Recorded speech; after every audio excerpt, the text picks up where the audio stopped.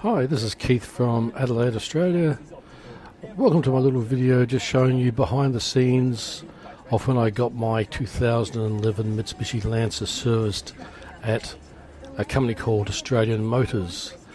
In Adelaide, they're one of the Mitsubishi dealers, and before anybody says anything or comments on anything, yes, I know I didn't have to take my car back to a Mitsubishi dealership to get a minor service done.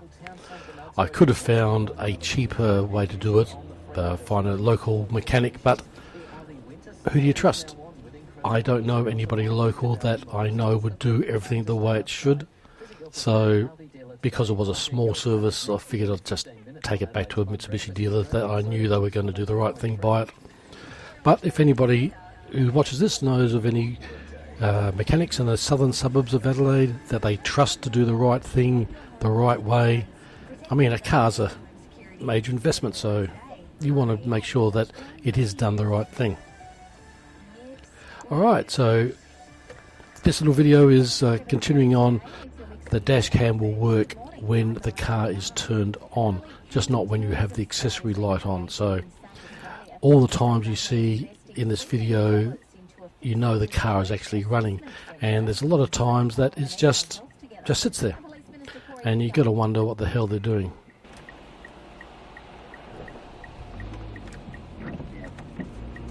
Because they said the service was going to be rather quick, and the fact that I had nowhere to go to or how to get anywhere else, and the fact that it was a wet, rainy winter's day, I figured just sit in their little waiting room, have a free cup of coffee and some biscuits, watch a bit of TV, read a book, you know, the usual stuff while you're waiting. So where I was sitting, I could see the car sitting underneath this area, and it wasn't long before one of the mechanics came up. I thought, yes, perhaps they'll do this really, really quickly, and I'm not going to have to be waiting here for too long, because I did book this car in a couple of months beforehand, so it wasn't as if it was a, oh, I'm bringing my car in, have you got time to fix it today or to service it today? So I was quite good for the fact that, yes, he's didn't take my car out and they can start working on it straight away. Little did I know, of course, that as soon as they turn the corner, I can't see them anymore, and the waiting game starts for this poor little car.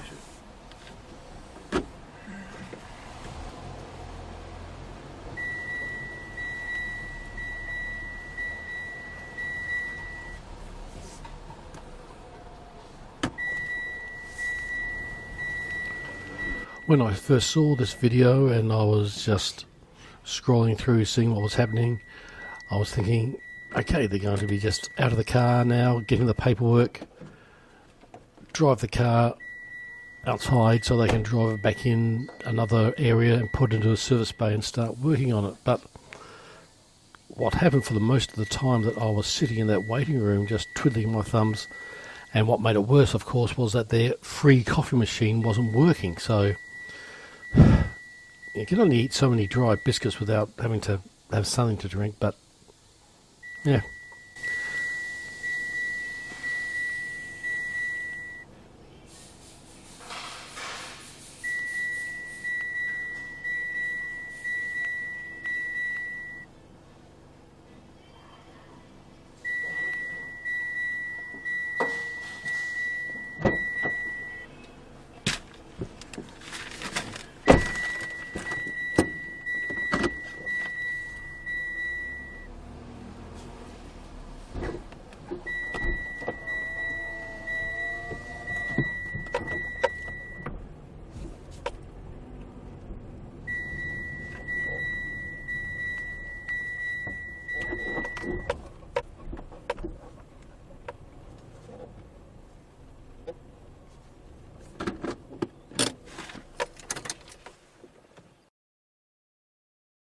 Finally they get back to my car and they start to drive it out, and when I saw this little dash cam video I thought, yes, I'm going to see them just go up two little doorways, turn right and drive it into a service bay and start to get it going. But this guy didn't want to drive it in there, he wanted to go to the entrance just behind him, and because it's a one-way street he had one way to go, and that was all the way around the block just to get in that entrance, which was no more than about 20 metres behind him.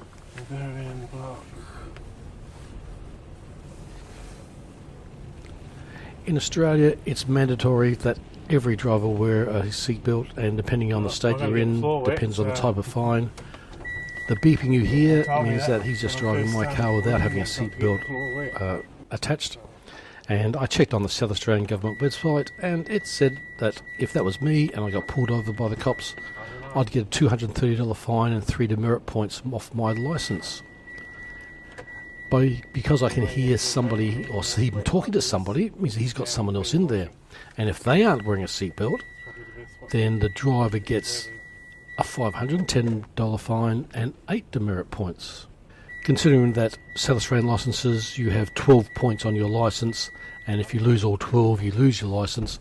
So if I got an 8 point taken away from me for not wearing my seatbelt, then that takes 3 years for that to be wiped off my licence. So I've only got 4 points left to be very careful of, so I still keep my driver's licence. So this guy doesn't think that he's going to be stopped by the cops just by going around the suburbs. So I wonder what his boss would think. Now here's the driveway that he wanted to go into, and there's a car parked there. That's the one that he wanted. So he backs up and he'll drive up a little bit further past where my car was parked before.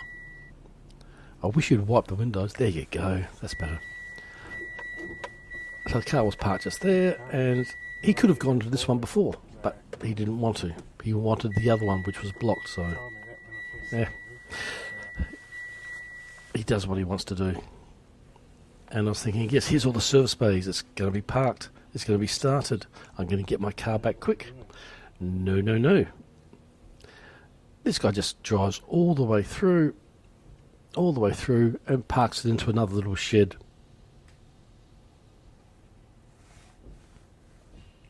The look of this place with all the little doors and alcoves, you can see that it's just been built up over the years as the dealership got bigger and bigger.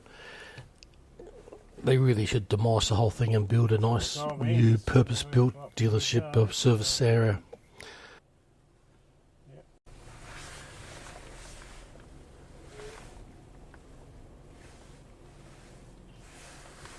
I do the wrong thing again. Nope.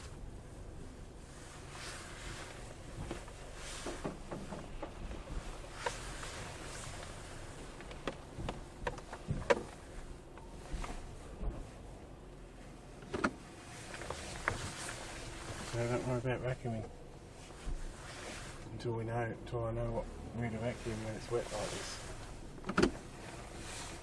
They don't want me to put the cars in the vacuum bay when it's wet. Most people slip over it, apparently, what I've been told.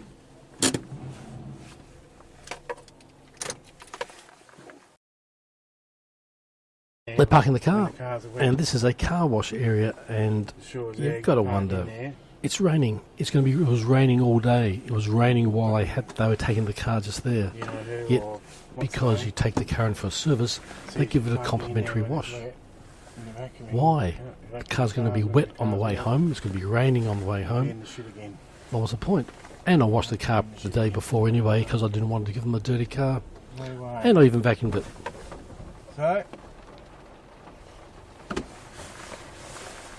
So while I'm sitting in the waiting room just wishing there was a cup of coffee to have and reading a book, I think I even had my laptop there so I could just do a little bit of goodness knows what. The car just sits and they wait, they drive it, it sits, it waits, they wash a car which it didn't need to wash because it was a wet day. Well, there it is. I'm not going to get the shit again for vacuuming there when you're not supposed to vacuum there when it's wet.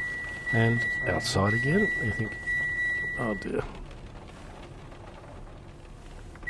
Perhaps this time they'd go to the service, but nope. And of course, still no seatbelt. They're annoying, pesty things, aren't they, to put a seatbelt on? Why worry about that?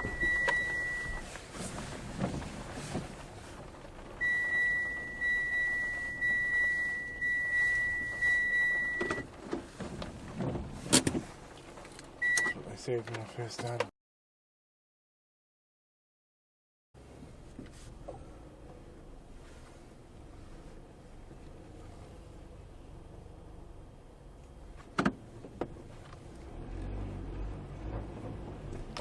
By this point I'd given up, thinking that they were going to go and park this car to get it serviced, and I was right, because let's drive it in once more, and they take it over to a couple of pads on the floor that they drive the car up, they stop it really quickly, and it tests the amount of dip the car has, so it checks the suspension, could be checking the brakes, I'm not really sure, but just have a listen to the noise it makes.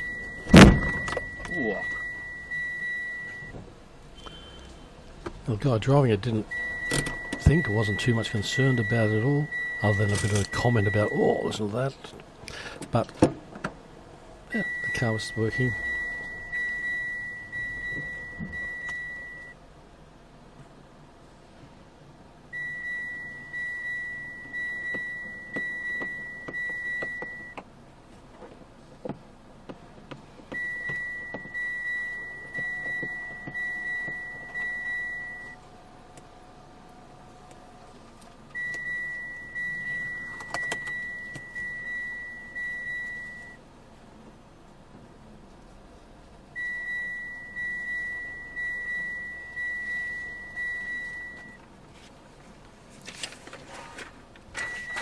But yay, the car's not driven outside and parked again.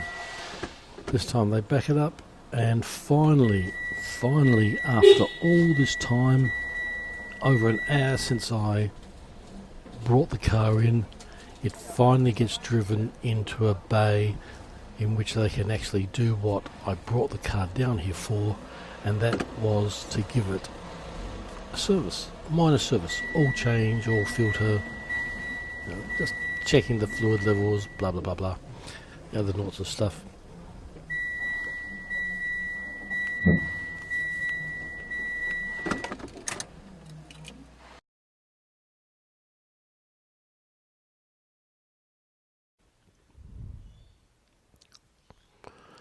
So the service takes 30 minutes to do. The bonnet's back down again, and the car's turned on, and it just sits there for 4 minutes just idling away. Don't hear any noise, don't hear anybody talking inside the car, don't hear papers being rustled, but the car's just on for 4 minutes and just sits there using my petrol, so no big deal. And at the end of every service, the mechanic gets in and takes the car for a test ride just to make sure that there's no noises, etc. But it does make me wonder about the quality of this test ride though. Australian Motors is in the suburb of Wayville, which is immediately south of the city of Adelaide. And all the roads around here have a speed limit of 40 kilometres per hour. So what kind of half-decent road test can you give a car in a suburb that you can't even do 60 kilometres an hour? You can't get it up to speed.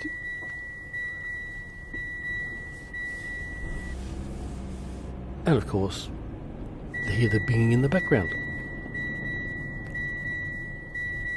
I'd be so fed up with this seatbelt noise going, I don't think I could stand it. But I don't put my seatbelt on just because I don't like the noise. I put it on because it's the right thing to do, and I'm safer with it on. I feel safer with it on.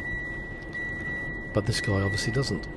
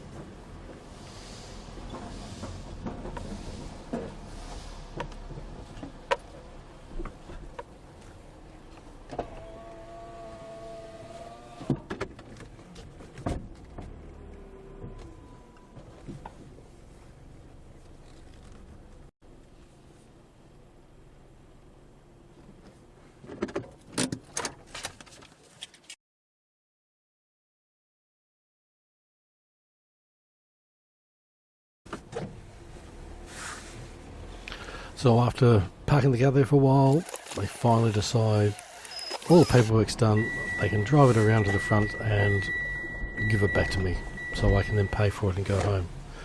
But thanks for watching all this. It's always interesting to see a little bit of what happens behind the scenes that you don't normally see going on behind the scenes, but I'm showing you that all car dealerships are the same, with a lot of waiting and more waiting. But thanks for watching. Have a good one. Bye.